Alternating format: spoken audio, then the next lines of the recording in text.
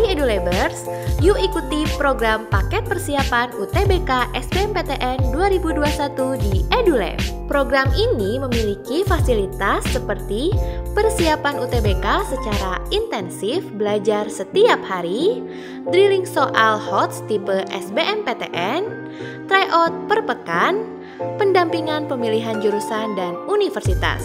Segera booking, siswa terbatas.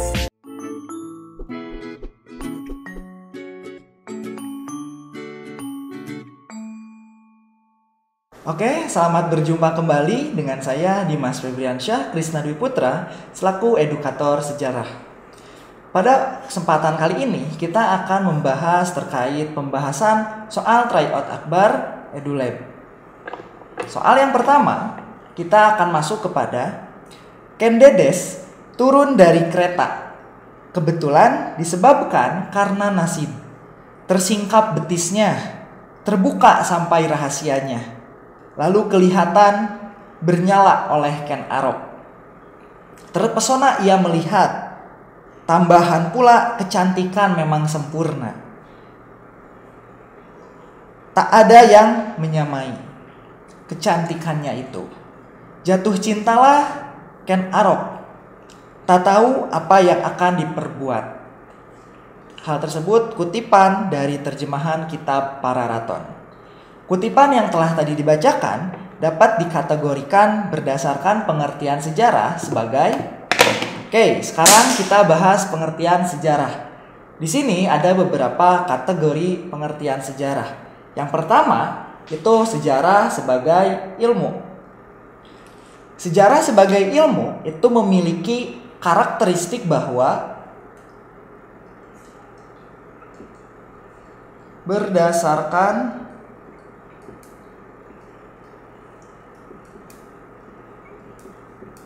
fakta dan berdasarkan fakta serta metode ilmiah. Itu kalau karakteristik sejarah sebagai ilmu. Karakteristik sejarah yang kedua, karakteristik sejarah sebagai seni. Jika kita membahas karakteristik sejarah sebagai seni, itu ciri-cirinya adalah mengandung rasa.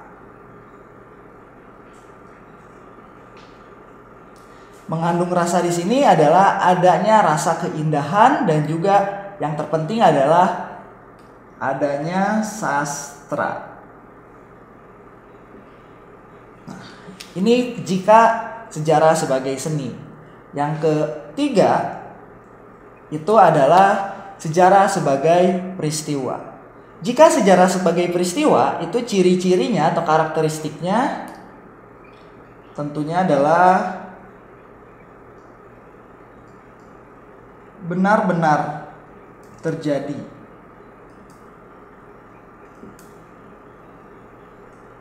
Dan juga unik. Maksud unik di sini adalah peristiwa yang terjadi tersebut hanya terjadi satu kali, oleh karenanya dikatakan sebagai peristiwa yang benar terjadi serta unik. Yang ketiga, sejarah sebagai pendidikan. Nah, jika sejarah sebagai pendidikan ini bukan kategori dari pengertian sejarah, sebab tidak ada, perlu digarisbawahi ya, tidak ada kategori sejarah sebagai pendidikan. Lalu yang terakhir, sejarah sebagai kisah. Nah, jika sejarah sebagai kisah ini adalah memiliki ciri-ciri diwariskan atau disampaikan. Nah, itu adalah beberapa kategori sejarah berdasarkan kategori-kategorinya. Jika kita melihat lagi tadi tentang kutipan yang ada dalam kitab Pararaton, itu lebih menunjukkan apa? Itu lebih menunjukkan kepada sejarah sebagai seni. Mengapa sejarah sebagai seni? Karena jika dianalisis kalimat per kalimat, itu mengandung suatu keindahan dan juga merupakan karakteristik dari kalimat sastra. Oleh karenanya, jawaban untuk soal nomor pertama adalah B atau seni. Pembahasan soal tryout akbar EduLab nomor 2. Pada masa Hindu-Buddha hingga Islam itu terjadi penulisan historiografi tradisional. Pada masa Islam, karya historiografi tradisional yang menceritakan berdirinya kerajaan Islam pertama di Pulau Jawa adalah di sini ada beberapa sumber-sumber yang bisa dijadikan rujukan. Yang pertama itu ada Babad Tanah Jawi, ada Babad Giri Kedaton, ada Babad Mataram, ada Babad Giyanti, dan juga ada Babad Panjang. Nah, di manakah atau yang manakah yang termasuk historiografi tradisional yang di dalamnya menceritakan mengenai berdirinya kerajaan Islam pertama di Pulau Jawa? Jawabannya itu adalah yang A, Babad Tanah Jawi. Kenapa jawabannya A?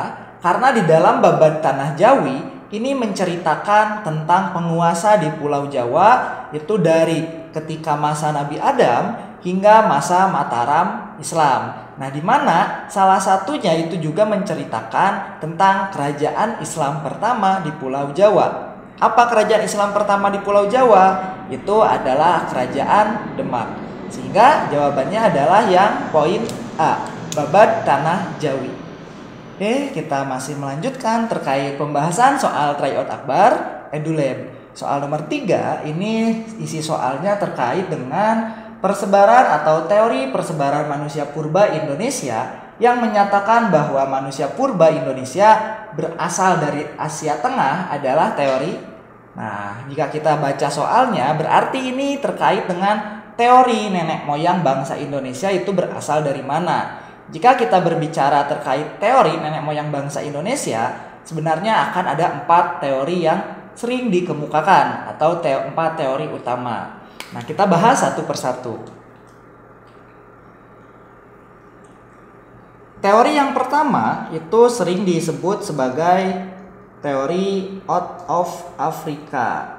Nah, jika dari nama teorinya aja sudah terkait out of Africa, berarti dari mana nenek moyang bangsa Indonesia berasal? Jika menurut teori out of Africa, maka nenek moyang bangsa Indonesia itu berasal dari Afrika. Nah, kenapa demikian? Hal ini berdasarkan bukti kesamaan genetika DNA antara yang ada di Asia, di Afrika dengan juga bangsa-bangsa di Indonesia. Itu bukti yang memperkuatnya. Teori yang kedua ini sering disebut sebagai teori Yunan. Nah, jika teori Yunan ini mengatakan bahwa nenek moyang bangsa Indonesia itu sebenarnya berasal dari Asia Tengah.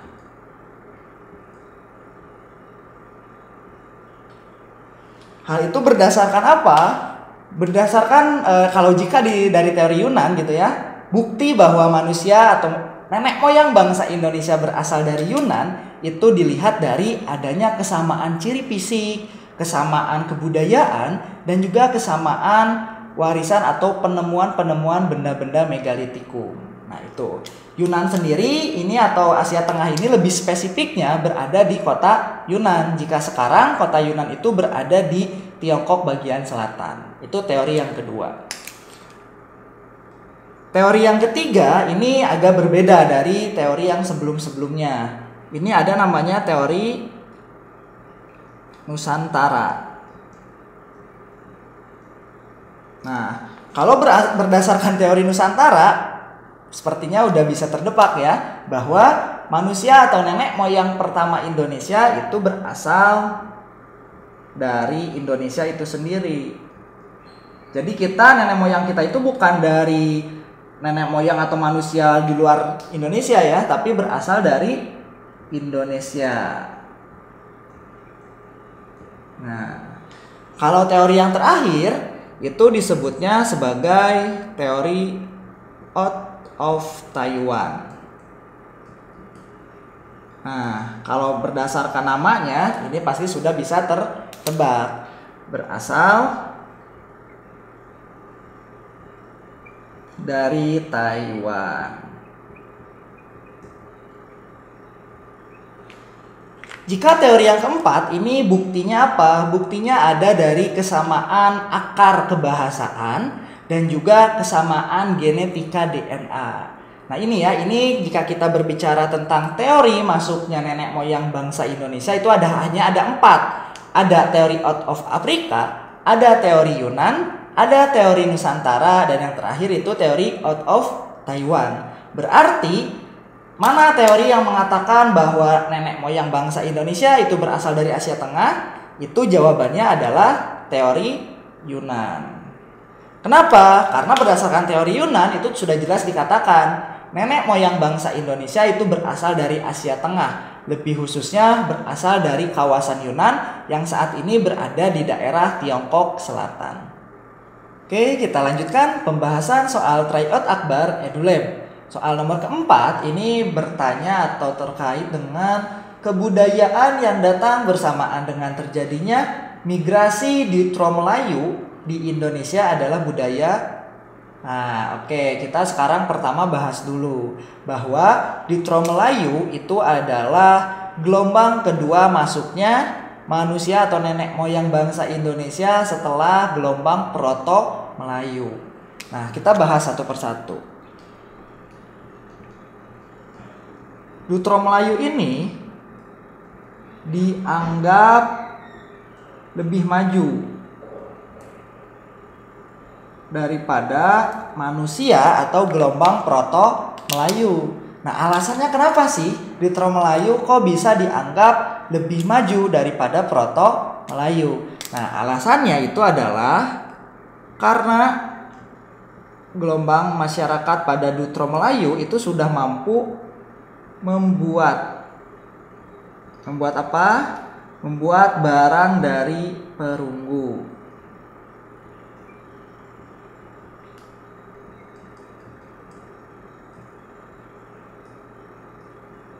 Nah, kemampuan membuat barang dari perunggu ini dinamakan sebagai kebudayaan khas dari masyarakat Deutero Melayu. Nah, kira-kira kebudayaan yang dimaksud itu kebudayaan apa?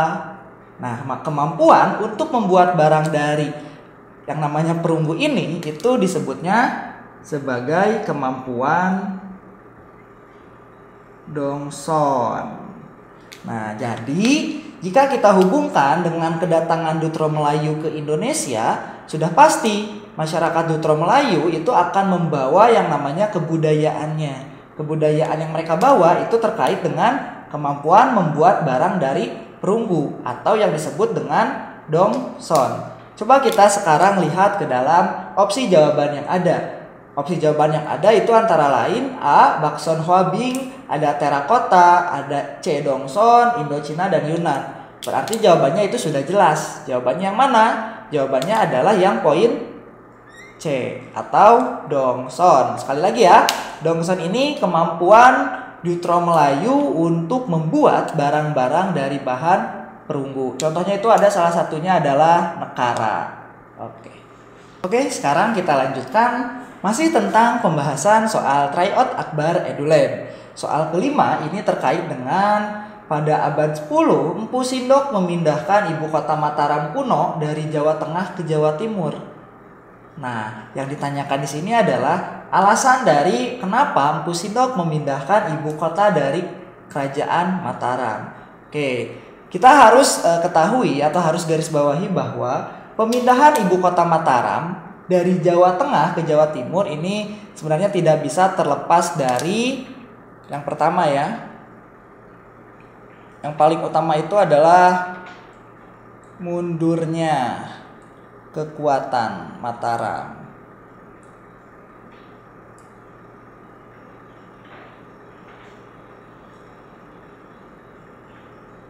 Nah, pemindahan dari ibu kota Jawa Tengah ke Jawa Timur itu adalah faktor utamanya yang perlu digarisbawahi adalah mundurnya atau melemahnya kekuatan dari kerajaan Mataram. Nah, tapi selain faktor yang utama ini ada faktor pendukung lainnya yang semakin memperkuat alasan dari Empu Sindok untuk memindahkan ibu kota kerajaan Mataram. Apakah itu? Nah, ada dua aspek. Ya, di sini kita bahas dua aspek alasannya. Aspek yang pertama itu adalah terkait masalah ini ya, karena kan ketika itu masih zaman kerajaan, jadi adanya perebutan atau adanya ancaman dari siapa? Dari kerajaan lainnya tentunya ya. Nah, yang alasan pertama itu adalah adanya ancaman dari kerajaan Sriwijaya. Nah, di mana kerajaan Sriwijaya ini sebenarnya itu dipimpin oleh Bala Putra Dewa yang sebetulnya itu masih salah satu keturunan dari Mataram kuno. Itu alasan yang pertama. Alasan yang kedua yang menjadi latar belakang melemahnya atau mundurnya kekuatan Mataram itu adalah ini sebenarnya terkait dengan faktor alam ya. Ancaman siklus bencana Merapi.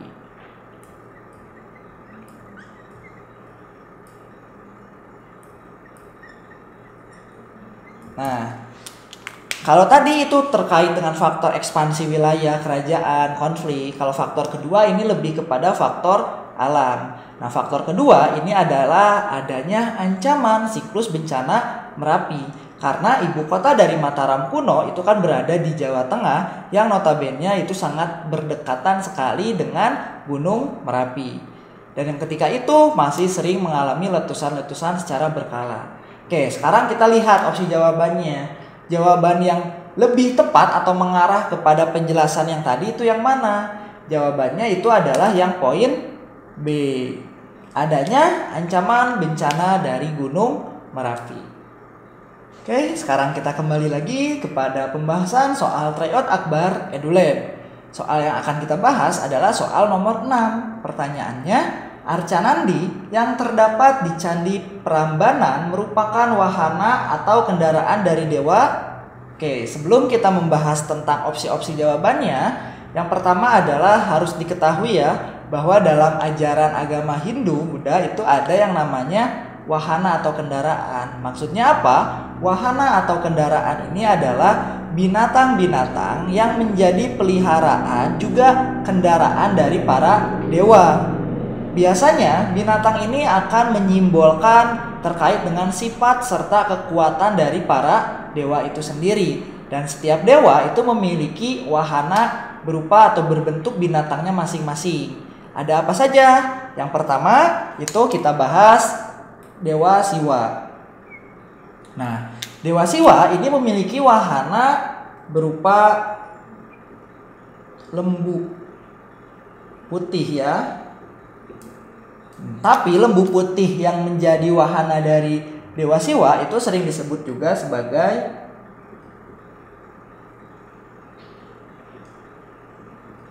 Nandini. Itu salah satu bentuk atau contoh wahana yang dimiliki oleh dewa.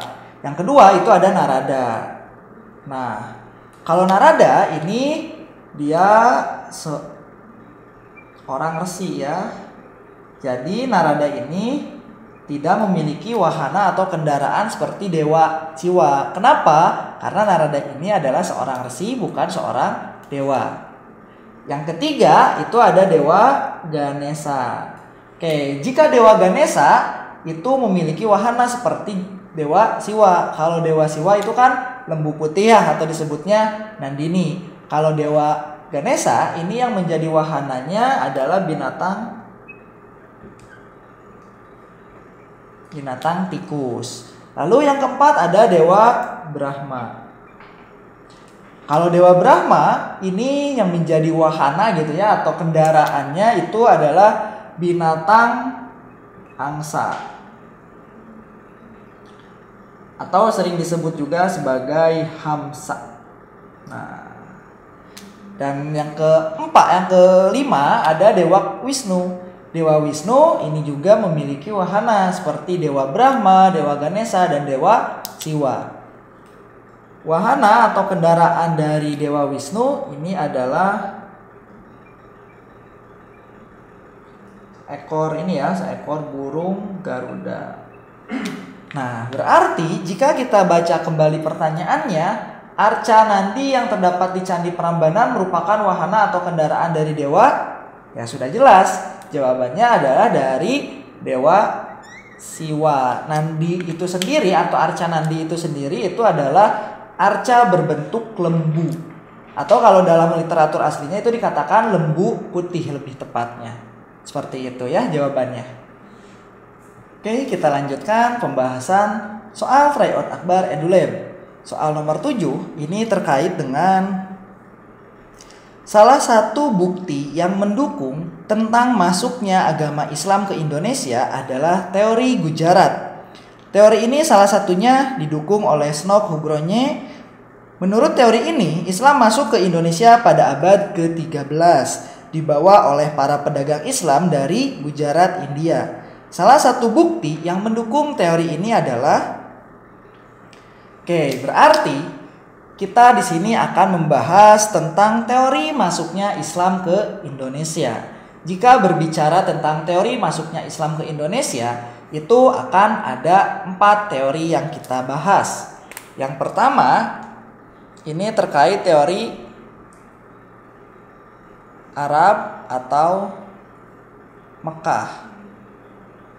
Nah, jika kita berbicara terkait teori Arab atau Mekah, ini ada 3 bukti pendukungnya. Bukti yang pertama, kita bahas satu persatu ya. Di sini adalah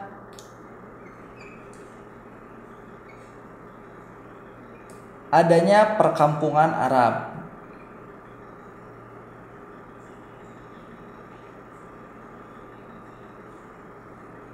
Nah, adanya perkampungan Arab ini merupakan salah satu bukti penguat bahwa Islam itu masuk dibawa langsung atau bersumber langsung dari Arab. Perkampungan Arab itu sendiri ada di daerah Barus, Sumatera Utara. Itu bukti yang mendukung atau memperkuat terkait dengan teori Mekah. Bukti yang kedua itu adalah terkait dengan adanya kesamaan mazhab.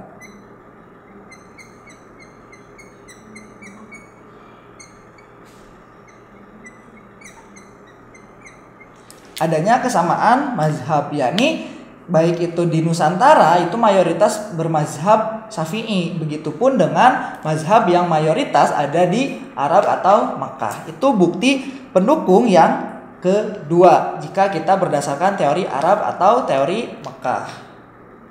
Nah, bukti yang ketiga ini adalah terkait dengan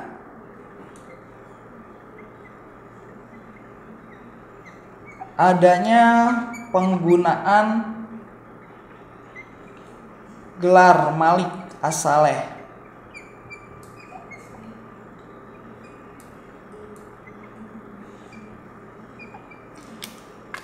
Penggunaan gelar Malik As-Saleh ini juga adalah bukti penguat bahwa Islam itu berasal dari Arab atau dari teori Mekah. Itu teori yang pertama. Sekarang kita bahas teori yang kedua. Teori yang kedua ini mengatakan bahwa Islam ke Indonesia itu berasal dari Persia. Sehingga teori ini disebutnya sebagai teori Persia. Jika berdasarkan teori Persia, bukti yang pendukungnya itu atau bukti penguatnya adalah adanya kesamaan tradisi 10 Muharram ya. Nah, ini bukti atau pendukung dari teori Persia. Teori yang ketiga ini ada dari teori Cina disebutnya. Kalau berdasarkan teori Cina itu dikatakan bahwa Islam di Indonesia itu awalnya bersumber atau dibawa oleh para pedagang atau oleh orang-orang Cina. Apa yang menjadi bukti pendukungnya? Yang menjadi bukti pendukungnya adalah Raden Fatah. Kalian masih ingat siapa Raden Fatah? Raden Fatah ini adalah raja pertama dari kerajaan Islam pertama di Jawa, yakni kerajaan Demak. Ternyata Raden Fatah ini merupakan turunan dari Cina. Nah, sehingga hal ini memperkuat bahwa Islam itu masuk dari atau dibawa oleh orang-orang Cina. Itu berdasarkan teori Cina. Dan teori yang keempat ini disebutnya sebagai teori Gujarat atau teori India ya. Jadi Islam di Indonesia itu dibawanya oleh orang-orang dari India. Apa yang menjadi buktinya? Yang menjadi bukti bahwa Islam Indonesia itu berasal dari Gujarat adalah adanya kesamaan juga ya. Kesamaan dalam aspek apa? Kesamaan corak batu nisan. Nah, adanya kesamaan corak batu nisan antara corak batu nisan dari Sultan Malik As-Saleh dengan corak-corak batu nisan yang ada di daerah Gujarat atau India, itu yang menjadi bukti penguat dari teori Gujarat. Nah, jadi dapat ditegaskan ya sekali lagi bahwa ketika berbicara teori masuknya Islam itu ada 4 teori yang umum dipakai. Pertama, teori Arab atau teori Mekah, yang kedua teori Persia, yang ketiga teori Cina, yang keempat teori Gujarat. Berarti jika di dalam soal nomor 7 itu ditanyakan bukti penguat atau ciri-ciri kenapa Islam dikatakan dari Gujarat itu apa? Sudah jelas jawabannya itu yang poin A. Apa? Corak batu nisan Samudra Pasai yaitu Sultan Malik As-Saleh memiliki kesamaan dengan corak batu nisan yang ada di daerah Gujarat atau India.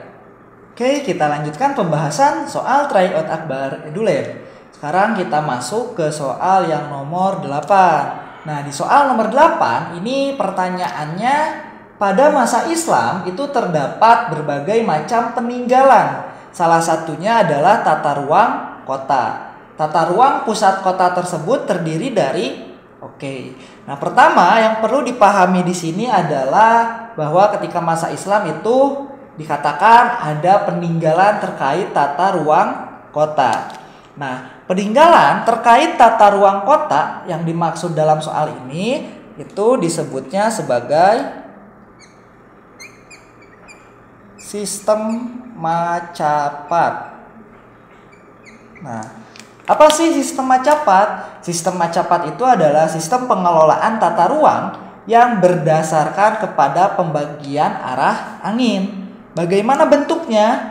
Nah, biasanya dalam sistem Macapat itu akan terdiri dari beberapa bagian ya. Dari beberapa bagian. Nah, bagian yang pertama itu adalah pusat dari tata ruang atau pusat dari desain tata ruang kotanya itu ya.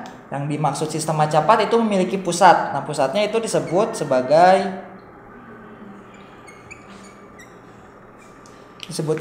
sebagai daerah alun-alun. Nah, di bagian utaranya, utara berarti sebelah sini itu ada yang namanya pasar. Dan di sebelah baratnya itu ada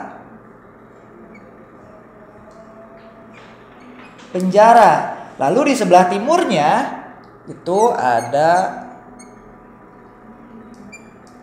masjid. Dan di sebelah selatan itu ada pusat ya.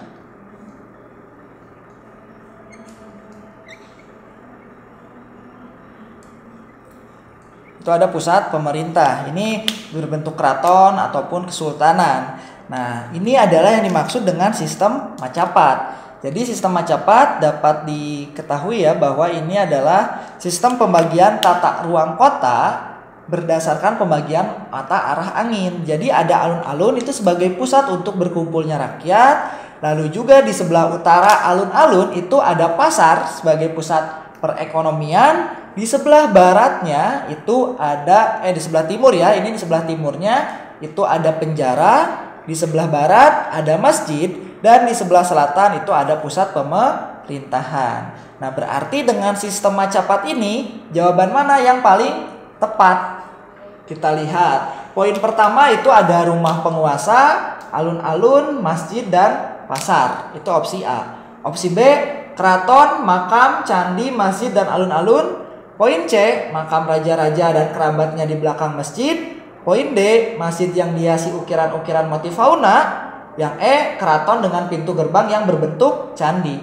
Berarti sudah jelas, ini sudah ada gambarnya, ini opsinya. Opsi yang tepat yang mana? Opsi yang tepat adalah yang poin A, rumah penguasa atau pusat pemerintahan bisa dibilangnya. Lalu ada alun-alun, ada masjid dan ada pasar. Seperti itu.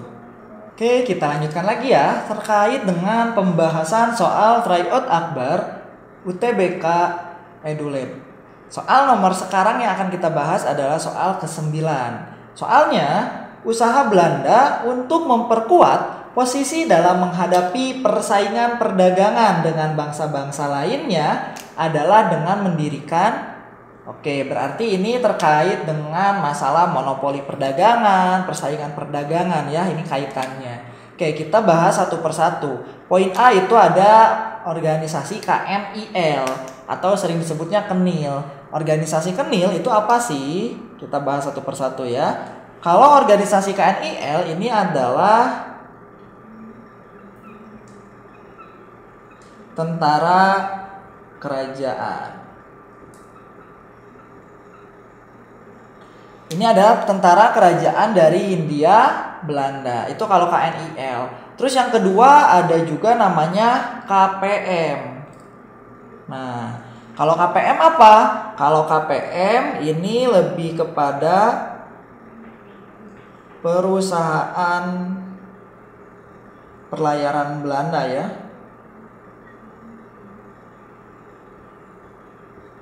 Perusahaan pelayaran Belanda. Itu kalau KPM. Lalu yang ketiga ini ada Volksraad.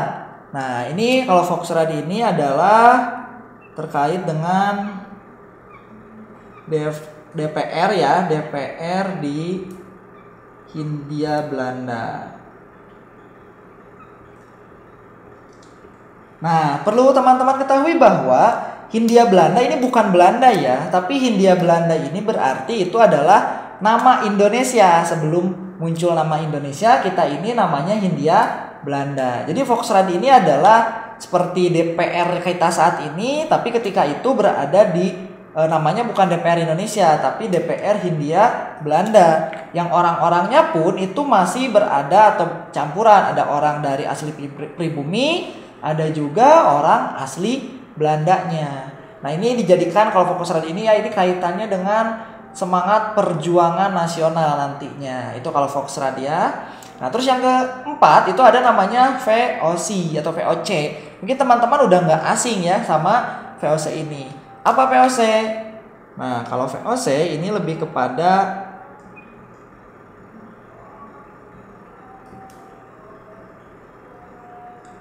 kongsi dagang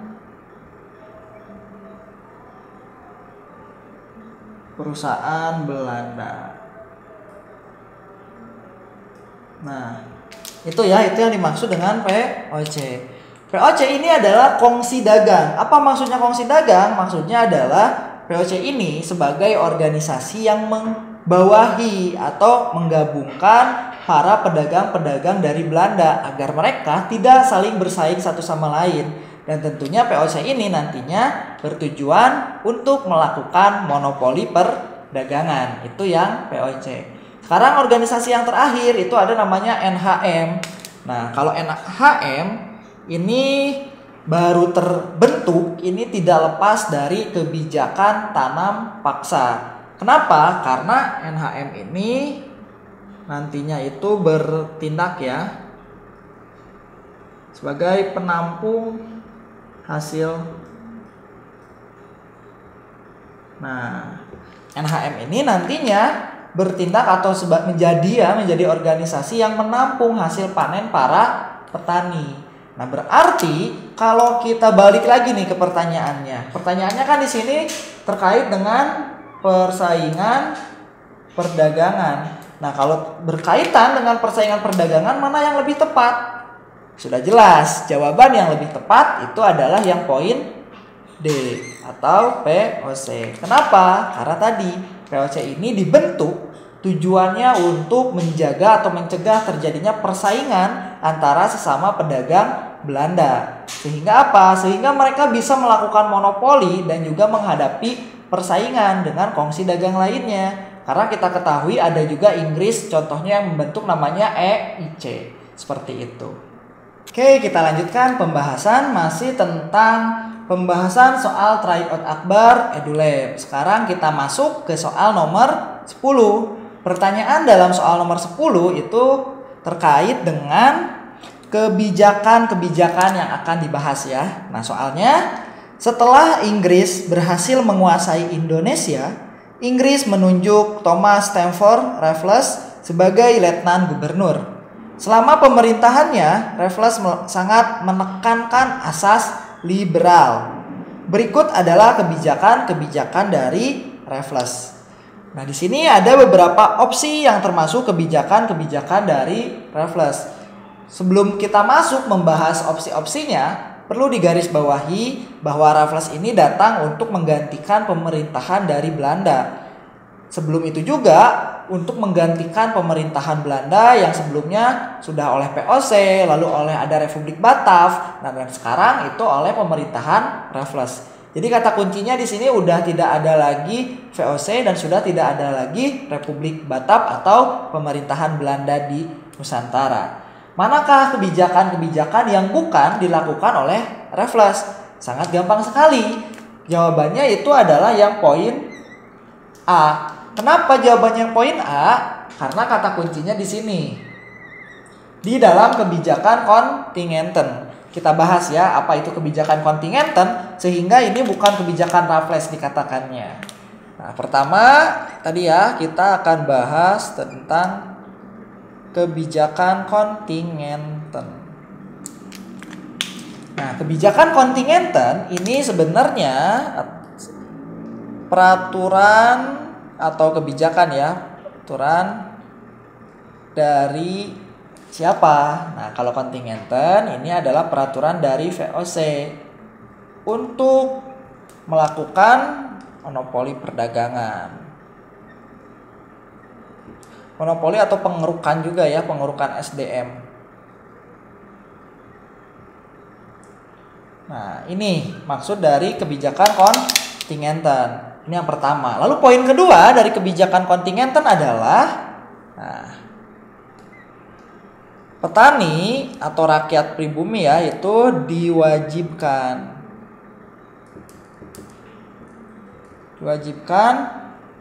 menyerahkan hasil bumi ya, menyerahkan seperti hasil buminya baik itu hasil wajib atau yang kayak kopi, teh dan sebagainya itu wajib diserahkan kepada pemerintahan Belanda. Kenapa? Karena di sini kan tadi kita berbicara tentang kebijakan kontingenten ya. Inti dari kebijakan kontingenten itu adalah petani diwajibkan menyerahkan hasil panen sebagai bentuk pajak, sebagai cara pembayaran pajak.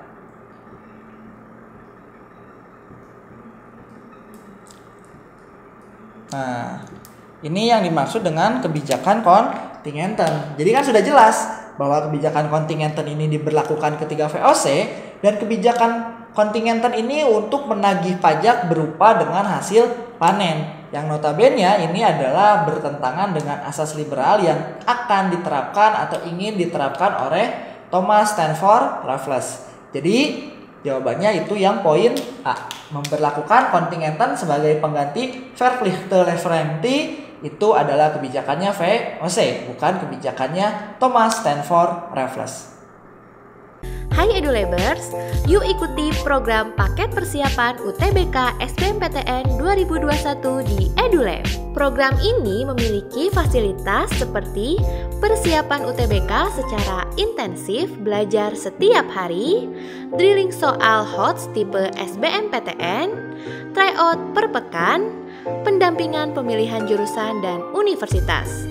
Segera booking, siswa terbatas. Sekarang kita lanjutkan masih tentang pembahasan soal tryout akbar EduLab. Sekarang kita masuk ke soal nomor 11. Soal nomor 11 ini terkait dengan perlawanan terhadap Belanda di Banjarmasin dipimpin oleh berarti kalau kita lihat soalnya, ini merupakan soal terkait dengan perlawanan-perlawanan atau perjuangan-perjuangan bangsa Indonesia. Akan tetapi, perlawanan atau perjuangan ini bisa dikatakan sebelum periode tahun 1908 atau sebelum periode pergerakan nasional. Kenapa? Karena di sini bisa kalian lihat ini karakteristiknya ya, karakteristiknya masih menggunakan perlawanan yang bersifat kedaerahan. Yang ditanyakan, di manakah atau siapa yang memimpin perlawanan di Banjarmasin?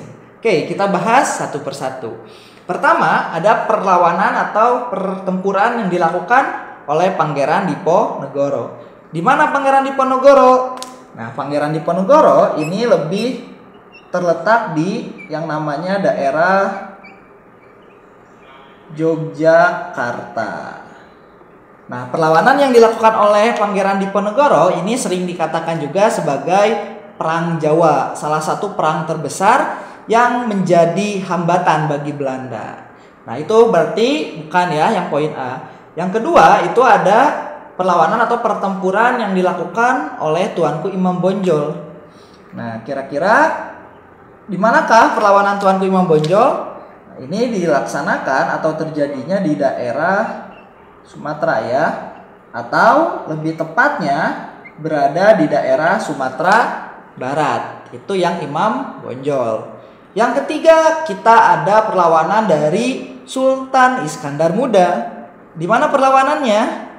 Perlawanannya itu berada di daerah Aceh. Itu ya. Yang keempat itu ada Tengku Umar. Di manakah perlawanan Tengku Umar? Perlawanan Tengku Umar juga sama seperti yang dilakukan oleh Sultan Iskandar Muda, yakni berlokasi di daerah Aceh. Nah, berarti yang terakhir ini adalah Pangeran Antasari. Nah, daerah perlawanannya itu atau perlawanannya dilakukan di daerah Banjarmasin ya. Nah, jadi jika kita membaca pada soal kembali, perlawanan yang ditanyakan adalah yang di Banjarmasin, dipimpin oleh siapa? Sudah jelas, jawabannya dipimpin oleh yang namanya Pangeran Antasari. Oke, sekarang masih kita lanjutkan terkait dengan pembahasan soal tryout akbar EduLab. Sekarang kita masuk ke soal nomor 12. Keterkaitan antara jatuhnya Konstantinopel ke tangan Turki Utsmani dengan lahirnya Renaissance di Italia adalah berarti di sini kita membahas dua kejadian ya sebetulnya. Pertama itu ada penaklukan Konstantinopel yang dilakukan oleh Turki Utsmani di bawah kepemimpinannya Muhammad Al-Fatih. Lalu yang jadi pertanyaan, apa hubungannya dengan Renaissance yang ada di Italia? Oke, sekarang kita sedikit mengingat kembali ya. Ada namanya itu zaman Renaissance. Nah, zaman Renaissance ini sering dikatakan sebagai kebangkitan.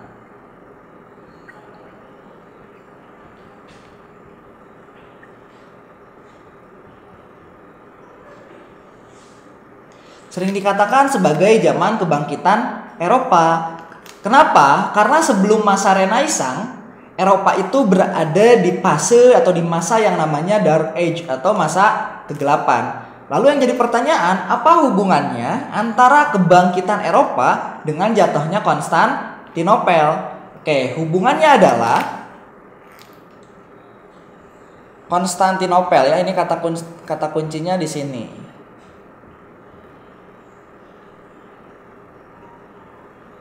Nah, Konstantinopel yang awalnya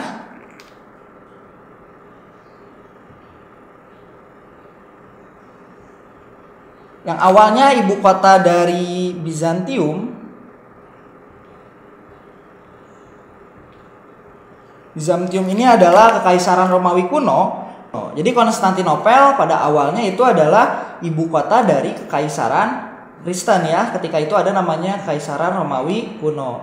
Setelah ditaklukkan oleh tadi Turki Utsmani ya, yang berada di bawah pimpinan Muhammad Al-Fatih, akhirnya apa?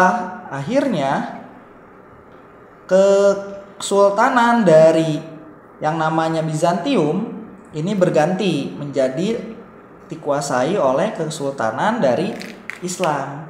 Nah, dampaknya apa? Banyak sekali dampaknya. Salah satu dampak dari Konstantinopel yang berhasil direbut oleh Turki Utsmani adalah, nah, yang paling penting di sini yang nanti berpengaruh ke Renaissance, seniman plus cendekiawan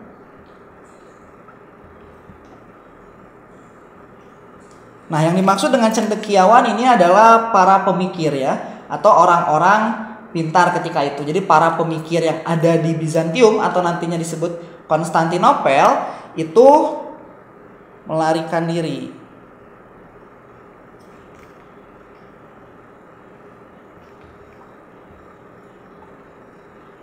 Nah, melarikan diri ke Italia.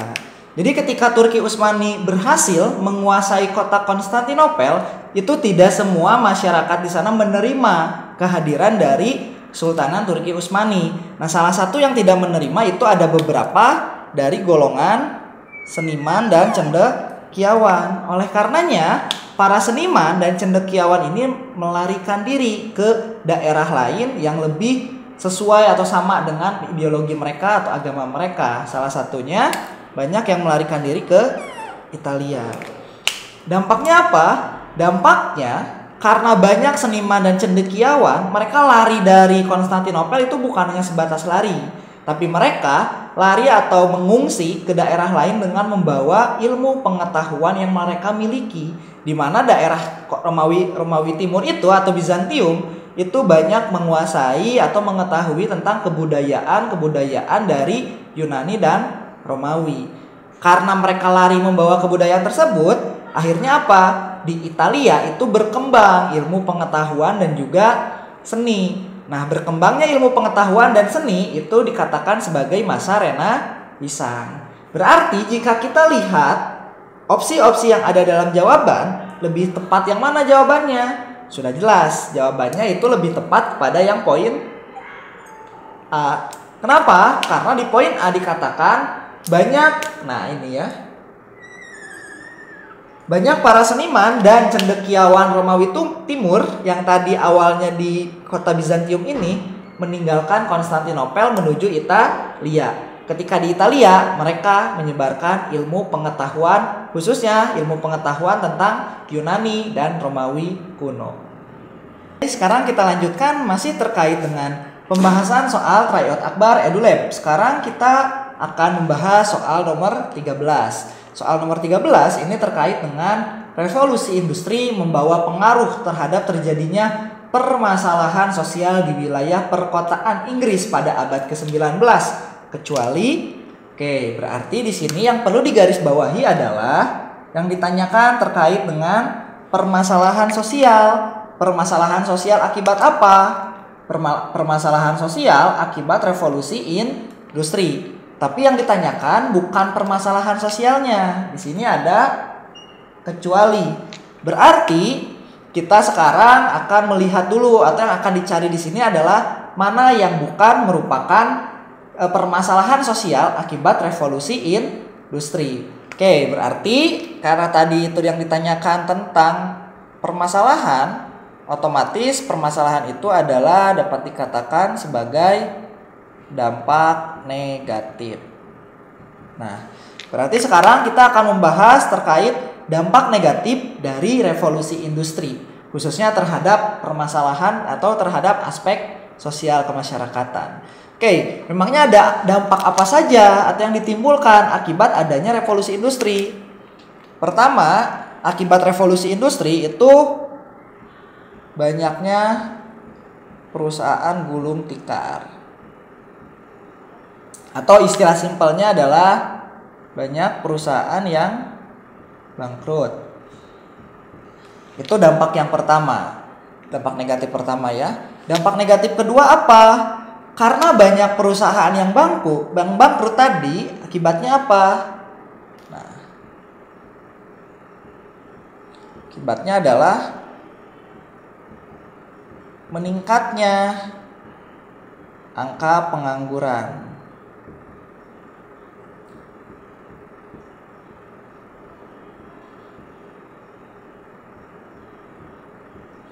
meningkatnya angka pengangguran. Ada lagi dampak efek dominonya. Setelah meningkatnya angka pengangguran, akan berdampak terhadap permasalahan yang lain. Apa itu? Nah, di sini adalah kriminalitas yang meningkat.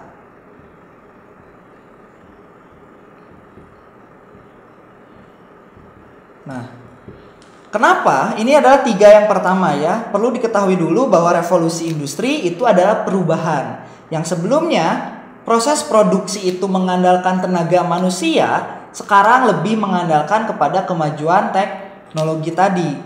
Nah, dampaknya apa? Bagi perusahaan-perusahaan yang tidak bisa menyesuaikan dengan proses perubahan yang secara cepat, itu akan mengakibatkan kebangkrutan karena dia tidak bisa menyesuaikan dengan perubahan yang ada. Karena banyak perusahaan yang bangkrut, itu mengakibatkan meningkatnya angka pengangguran. Karena perusahaannya bangkrut, otomatis banyak pengusaha atau banyak karyawan yang dipecat. Nah, secara tidak langsung karena masyarakat atau manusia itu membutuhkan untuk kebutuhan utamanya, dia akan melakukan berbagai cara untuk memenuhinya. Karena dia tidak bisa bekerja, akhirnya dia memilih cara yang salah. Apa cara yang salah? Dengan melakukan tindakan kriminalitas. Itu dampak-dampaknya. Apakah hanya 3? Masih ada. Dampak lainnya, nah, berkembangnya daerah kumuh ya. Daerah kumuh itu adalah daerah penduduk yang tidak layak ya. Nah, ini juga merupakan salah satu efek domino ya. Efek domino dari secara berurutan ini. Nah, selain hal-hal ini, ada juga yang berkaitan dengan dampak negatif atau permasalahan sosial. Apa? Nah, adanya yang namanya itu sebagai tenaga kerja wanita plus anak. Nah, jadi karena ketika itu banyak sekali permasalahan sosial dan menimbulkan dampak lainnya. Karena anak-anak atau keluarga membutuhkan kebutuhan ya untuk memenuhi kehidupannya, jadi mereka itu rela bekerja juga. Akan tetapi buruh yang diterima atau upah yang diterima oleh tenaga kerja wanita dan anak ini tidak layak. Sebenarnya ini yang tenaga kerja ini ya, ini adalah salah satu akibat dari meningkatnya industri juga. Jadi banyak sekali tenaga-tenaga kasar yang dibutuhkan. Akan tetapi yang menjadi permasalahan adalah upah tidak layak. Nah, upah tidak layak ini atau bisa dibilang juga sebagai upah yang rendah. Nah, ini adalah beberapa dampak negatif dari adanya revolusi industri. Nah, berarti kalau kita lihat di sini yang tidak termasuk dampak negatif dari revolusi industri yang mana atau tidak termasuk permasalahan sosial, meningkatnya angka pengangguran ada karena tadi pergantian dari asalnya tenaga manusia menjadi menggunakan mesin. Ini udah jelas dampak negatif. Yang kedua, meningkatnya angka kriminalitas. Ya, ini berkaitan dengan yang poin pertama. Banyak yang menganggur, akhirnya apa? Mereka akan melakukan beragam cara untuk memenuhi kebutuhannya, termasuk melakukan tindakan kriminalitas. Ini termasuk dampaknya juga. Yang ketiga, munculnya perkampungan kumuh. Betul, ini juga adalah dampaknya. Karena tadi dari meningkatnya angka pengangguran, meningkatnya angka kriminalitas, jadi mereka tidak bisa memenuhi kebutuhannya dengan layak, termasuk kebutuhan rumah atau tempat tinggalnya. Yang keempat, ada munculnya tenaga kerja wanita dan anak. Nah, karena ini sebenarnya faktor ini ya, munculnya industri besar itu banyak sekali tenaga kerja wanita dan anak yang dipekerjakan. Kenapa? Karena biaya yang dikeluarkan itu lebih murah daripada tenaga kerja laki-laki.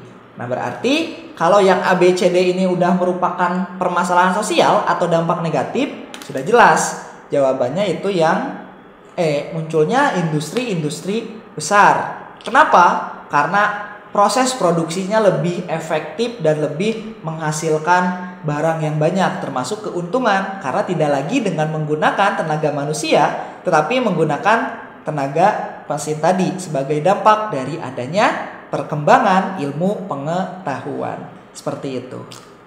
Oke, sekarang kita lanjutkan pembahasan masih terkait dengan pembahasan soal tryout akbar EduLab. Sekarang kita akan masuk ke nomor 14. Soal nomor 14 itu yang ditanyakan adalah sebab khusus terjadinya revolusi Amerika. Nah, berarti yang akan kita bahas di sini yang pertama adalah sebab-sebab kenapa bisa terjadinya revolusi Amerika. Sebelum ke sebab khusus, kita bahas dulu yang namanya sebab umum ya. Sebab umum yang menjadi alasan terjadinya revolusi di Amerika itu UU yang diterapkan Inggris.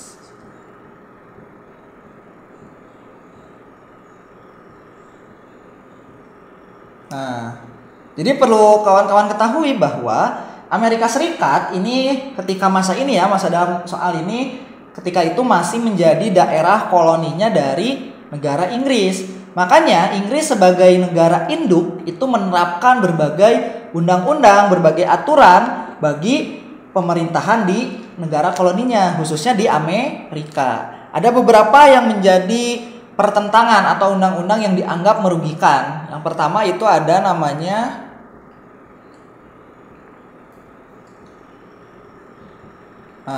ada Sugar Act, atau ini adalah undang-undang yang mengatur terkait masalah gula.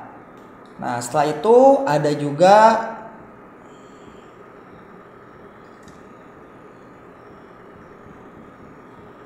Townshend Act. Kalau ini lebih mengatur kepada pajak untuk timah, terus juga kertas dan teh. Ini masuknya di Townshend Act. Nah, terus ada juga yang namanya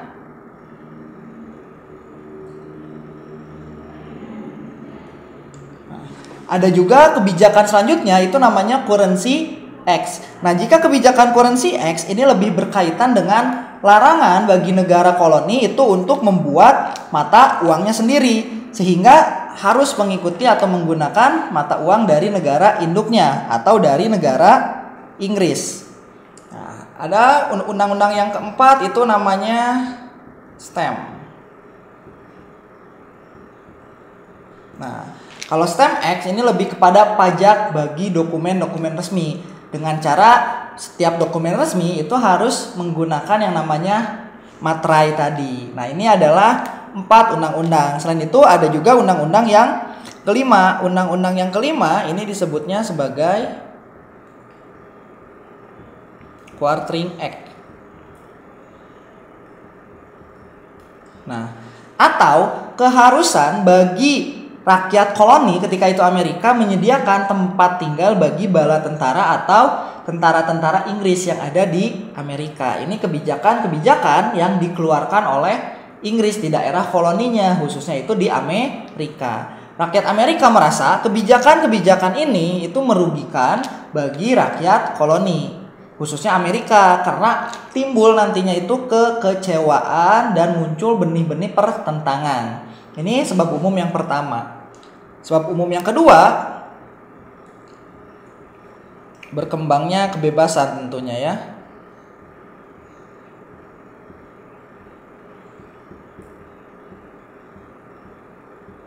Nah, maksud yang dari berkembangnya kebebasan ini adalah di Amerika Serikat ketika itu sudah berkembang paham-paham terkait dengan kebebasan. Nah, khususnya nanti itu menjadi paham kemerdekaan. Khususnya itu dalam 2 aspek. Yang pertama dalam aspek politik, yang kedua itu dalam aspek ekonomi. Sehingga semakin menguatkan ketidaksukaan gitu ya, ketidaksukaan dari Amerika kepada Inggris. Nah, ini adalah sebab umumnya. Selain sebab umum, kita di sini saja. Nah, ada juga yang namanya sebab khusus. Nah, apa bedanya antara sebab umum dengan sebab khusus? Analoginya seperti ini. Sebab umum itu merupakan kalau kita membuat api unggun, sebab umum ini adalah minyak tanahnya atau bahan bakarnya. Sedangkan sebab umum ini adalah apinya. Jadi ini yang sudah menjadi alasan utamanya, alasan paling awal dan sebab khusus ini adalah yang memantiknya atau memulai untuk terjadinya revolusi Amerika. Ada apa sebab khususnya? Sebab khususnya itu hanya ada satu, yaitu suatu tragedi yang sering disebut sebagai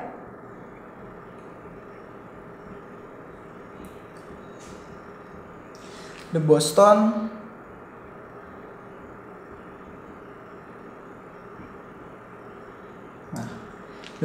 Party Tea. Ini tuh adalah suatu tragedi pembuangan itu ya. Jadi rakyat Amerika itu ketika itu melakukan perlawanan atau melakukan kayak merusak lah atau ya ibaratnya merugikan tindakan yang merugikan bagi pemerintahan Inggris. Kenapa? Karena rakyat Amerika itu membuang komoditas teh yang diangkut oleh kapal dari Inggris. Nah, kapal dari Inggris itu niatnya akan mengangkut komoditas teh. Ya, itu berawalnya ada di pelabuhan The Boston ini, tapi teh-teh yang akan diangkut itu dibuang ke laut oleh rakyat Amerika. Nah, itu disebutnya sebagai tragedi The Boston Party Tea.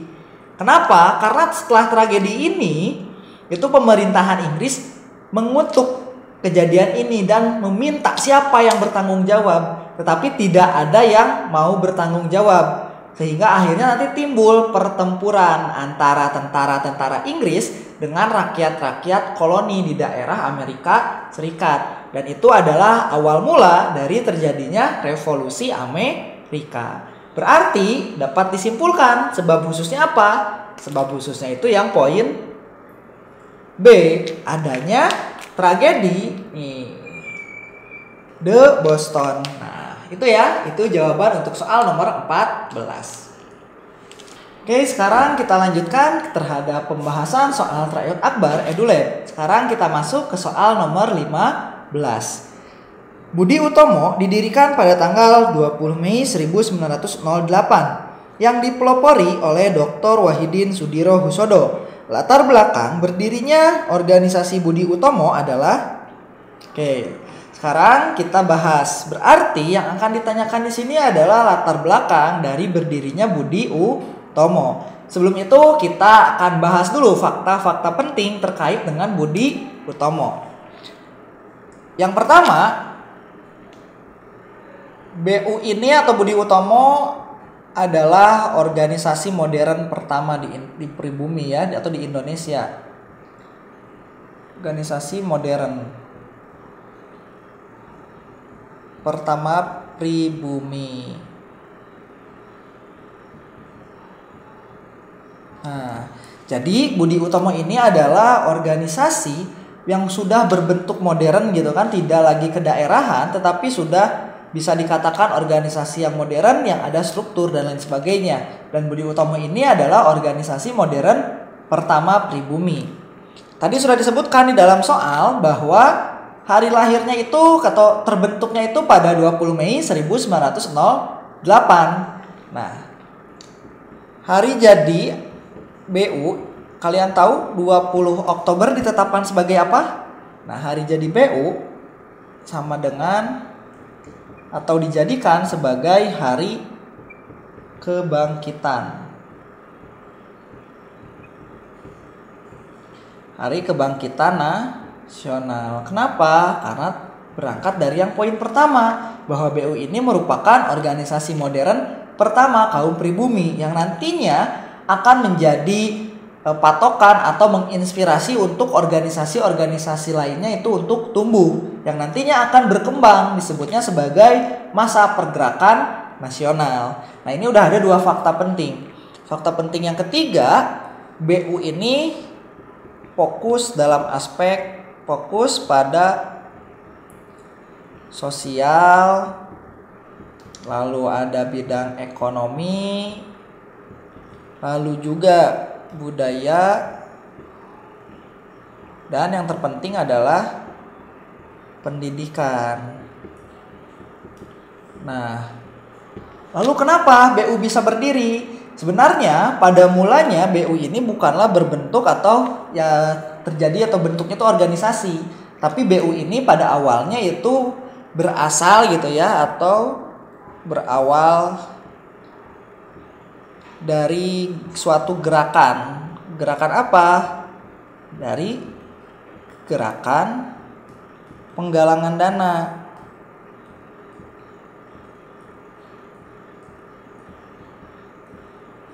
Nah, jadi pada awalnya BU ini sebelum menjadi organisasi itu berawal dari gerakan ini, gerakan penggalangan dana yang dilakukan oleh Dr. Wahidin Sudirohusodo. Niatnya Dr. Wahidin Sudirohusodo ini ingin memberikan bantuan kepada pelajar-pelajar pribumi agar bisa menempuh pendidikan. Nah, ketika Dr. Wahidin ini berkeliling, dia bertemu dengan namanya Dr. Sutomo. Saat itu Dr. Sutomo masih menjadi mahasiswa di Stovia. Stovia ini adalah sekolah khusus yang akan menghasilkan para dokter dan juga perawat-perawat dari Hindia Belanda. Hindia Belanda itu adalah nama awal Indonesia.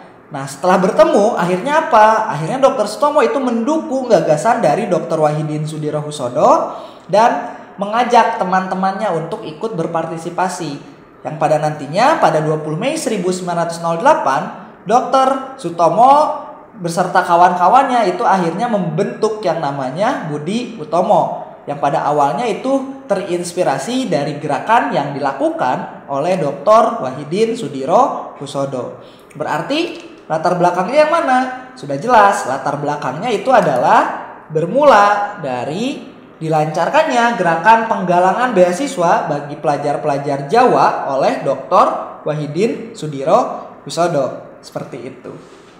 Oke, kita lanjutkan masih tentang pembahasan soal Tryout Akbar EduLab. Sekarang kita masuk ke soal nomor 16. Pertanyaannya, organisasi kewanitaan di bawah naungan Muhammadiyah adalah soal ini kalau kita analisis materinya, ini termasuknya kepada bagian dari materi pergerakan nasional. Di mana ketika masa pergerakan nasional itu banyak berdiri organisasi-organisasi yang menjadi tempat untuk memperjuangkan kemerdekaan. Salah satunya itu ada namanya organisasi Muhammadiyah. Organisasi Muhammadiyah itu memiliki beberapa anak atau bagian organisasinya. Salah satunya disebut sebagai organisasi kewanitaan. Yang mana? Mari kita bahas satu persatu. Pertama itu kita ada yang namanya Putri Mahardika. Nah, kalau Putri Mahardika ini berdiri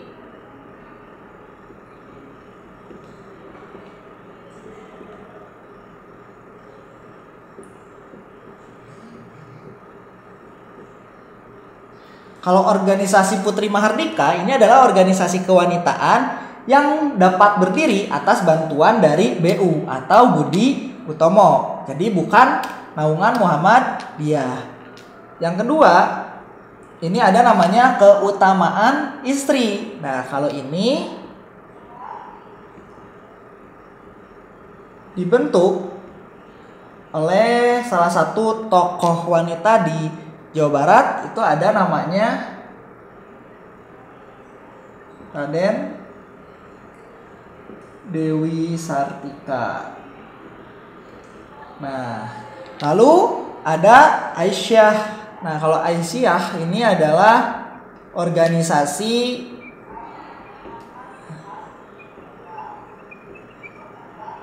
di bawah naungan dari siapa? Naungan dari Muhammadiyah.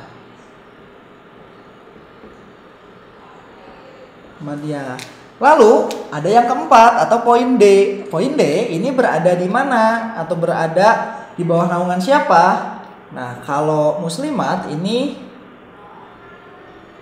berada di bawah naungan dari yang namanya NU atau Nahdlatul Ulama. Nah, NU juga ini adalah salah satu organisasi pergerakan nasional yang muncul ketika itu. Lalu yang terakhir ini ada namanya organisasi kewanitaan Istri Sedar. Nah, kalau Istri Sedar ini organisasi perempuan yang dari golongan kiri.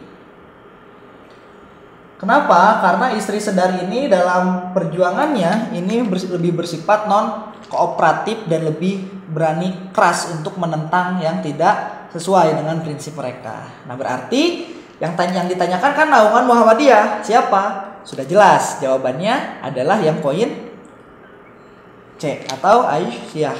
Seperti itu. Mudah kan? Oke, kita lanjutkan kepada pembahasan soal tryout akbar EduLab. Sekarang kita masuk ke soal nomor 17.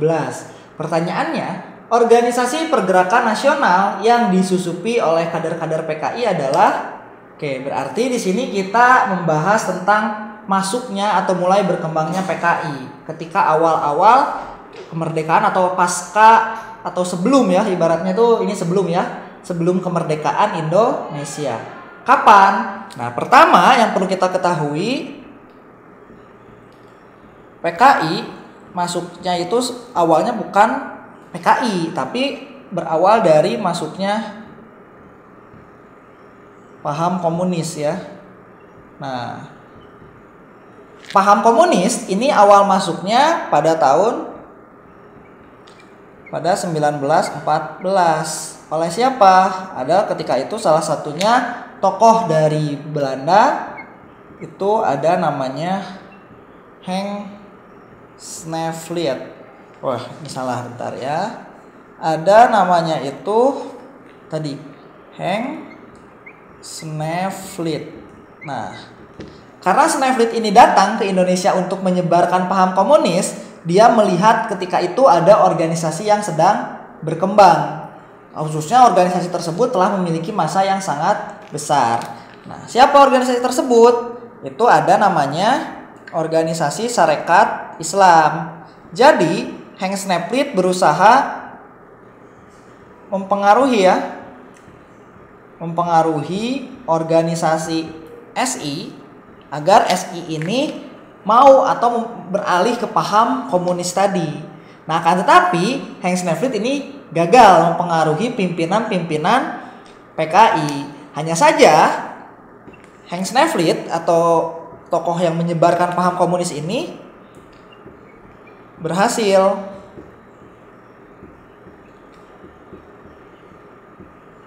mempengaruhi dari generasi muda ya.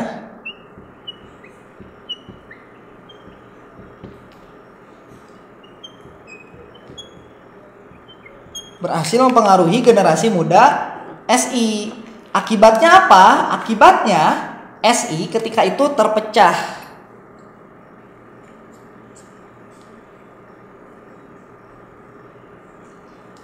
Terpecahnya SI ya. Ada apa saja ketika itu? Ada yang namanya